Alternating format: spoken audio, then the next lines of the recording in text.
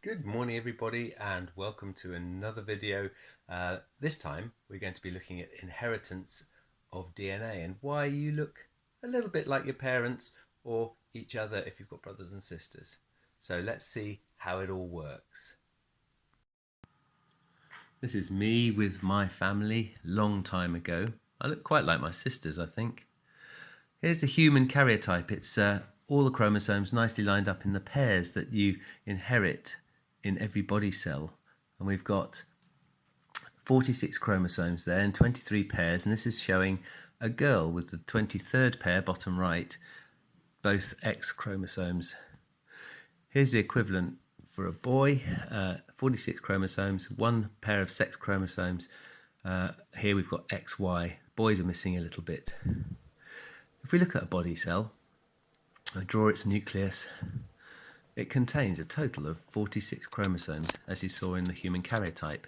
Now I'm representing pairs of chromosomes as Lego stacks. I've only got 7 in there, so for simplicity I'm keeping it very simple with just a few pairs. I can't put 23 in. When a body cell though makes a sex cell, the number of chromosomes is halved. It's called reduction division. It's a special kind of cell division that means that when a body cell divides to produce a sperm cell or an egg cell, one chromosome from each of the pairs is carried by the resulting sex cell. So here we're making sperm and we're taking one chromosome from each pair into each of the resulting sperm cells. That means that the sperm cells end up with just 23 chromosomes each.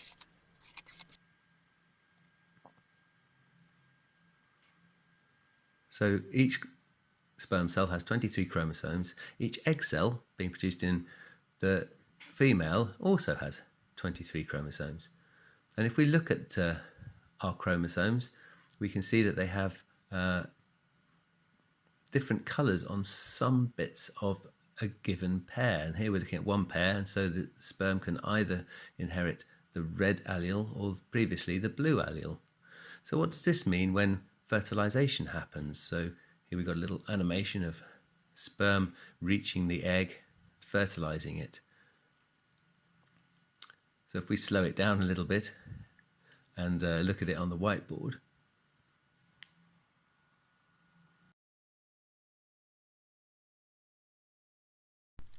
so here we've just got sperm nucleus and egg nucleus.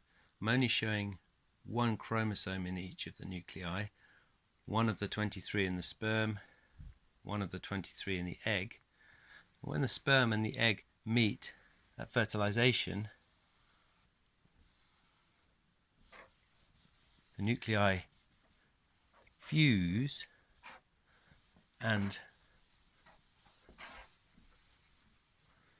the sperm's chromosomes combine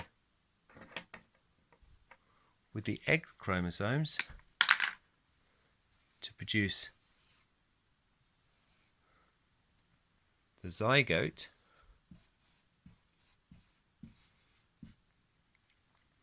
and we've now got 23 pairs of chromosomes, 46 chromosomes in total. So we're back to the full number of chromosomes in the body cell of the new zygote that's being produced. If we have a closer look at these pairs of chromosomes, this particular pair has got white bricks there and there, grey bricks there and there, yellow bricks there and there, and these are representing the gene locations along the chromosome. So on this chromosome I've got 1, 2, 3, 4, 5, 6 bricks. I could say I've got 6 gene locations all the way along that chromosome, and on the other chromosome that it's paired up with I've also got 6 bricks. They are the same gene locations. But what we notice is that at one of these gene locations we have different coloured bricks. So what I'm going to do is to make sure that we don't get the idea of what a gene is and an allele of a gene mixed up, because it's one of the things lots of people get wrong, and we've got to get it right now. So the allele is a version of a gene, and you can see that each gene has at least two alleles. We're going to look at the gene for tongue rolling. We've got two alleles, one for the ability to roll the tongue and one for the inability to roll the tongue. So along the chromosome here, we have several positions where different genes are located. That's why they're called gene locations. 1, 2, 3, 4, 5, 6. So for example, this location here could be the location for the ability to roll the tongue.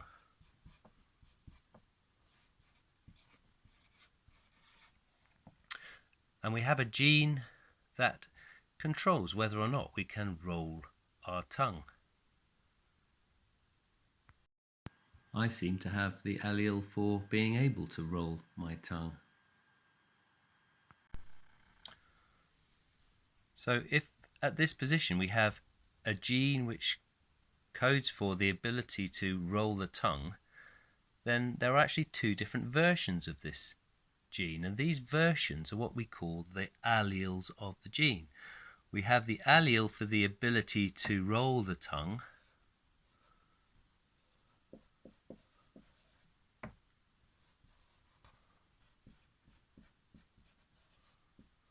and on the other side we have the allele for the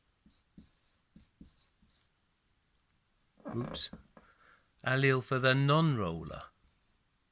So someone who's not able to roll their tongue. So we've got a pair of alleles for that gene, the tongue rolling gene. And in this case, this person has the ability to roll their tongue as one allele on one of the chromosomes, and the allele for not being able to roll their tongue on the other of the chromosomes. So the question is this person going to be able to roll their tongue or not? And that all comes down to which of these two alleles, tongue rolling or non-rolling, is the strongest or the dominant one, and is going to be expressed and shown over the other one. So we've reviewed here that we've got a pair of chromosomes. Along each of those chromosomes there's a position of the tongue rolling gene, and that it has two alleles, which I've given a blue colour for the ability to roll your tongue roller, which we call the dominant allele for that gene. It means it's the stronger one. The red colour is the allele for that gene of non-rolling, the inability to roll their tongue, and we call that allele the recessive allele, which means it's the weaker of the two. So looking at this person's combination of chromosomes and their two alleles, they've got one of each, but because they've got the tongue roller gene, which is dominant, that person will be able to roll their tongue. So they are a tongue roller. What other combinations could they inherit from their parents with these characteristics? So they could inherit both the same allele for tongue rolling, in which case they would be able to roll their tongue as well. Doesn't matter which way round this works, they would be able to roll their tongue as well because they have the dominant allele for the gene. However, if the person inherited that pair of alleles from their parents, they've got both the non-rolling alleles in that position, then they would not be able to roll their tongue. They would be non-rollers.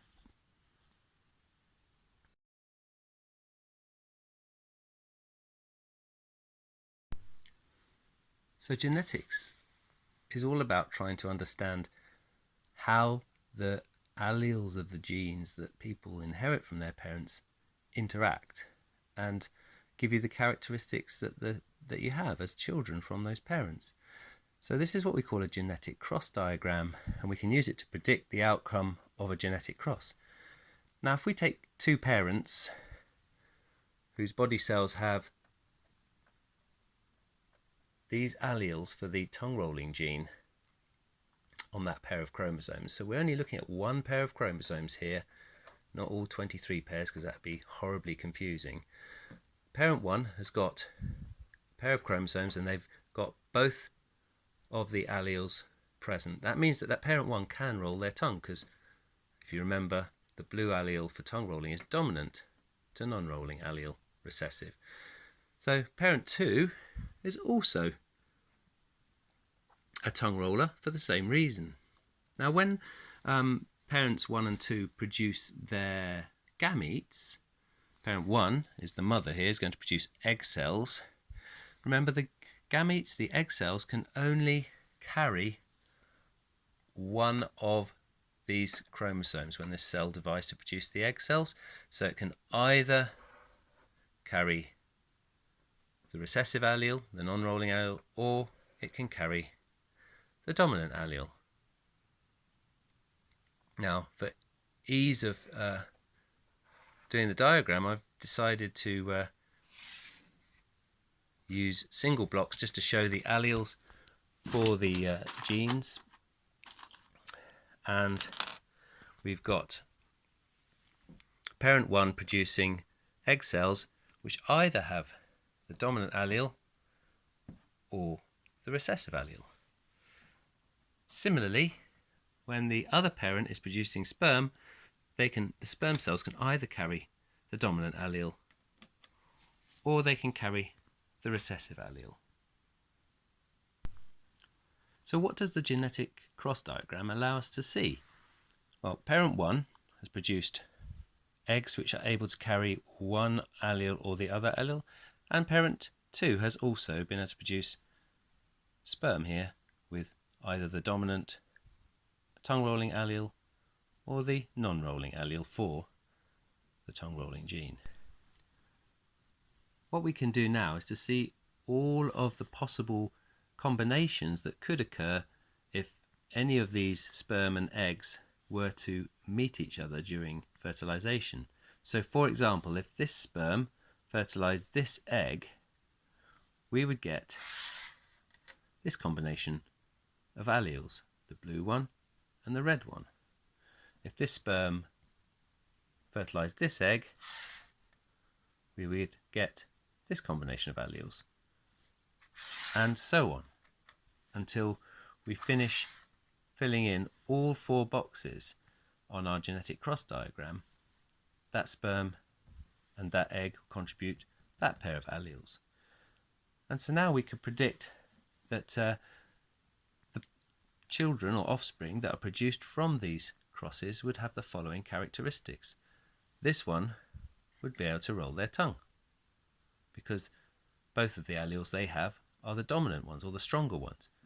This one would also be able to roll their tongue, because they carry the dominant allele for tongue rolling. This one would be able to roll their tongue for the same reason. But this one would not be able to roll their tongue, because they have 2 copies of the recessive or the weaker non-rolling allele for the gene. Which sperm meet which eggs is totally random, and so the combination of alleles that the offspring receive from their parents can never be predicted easily.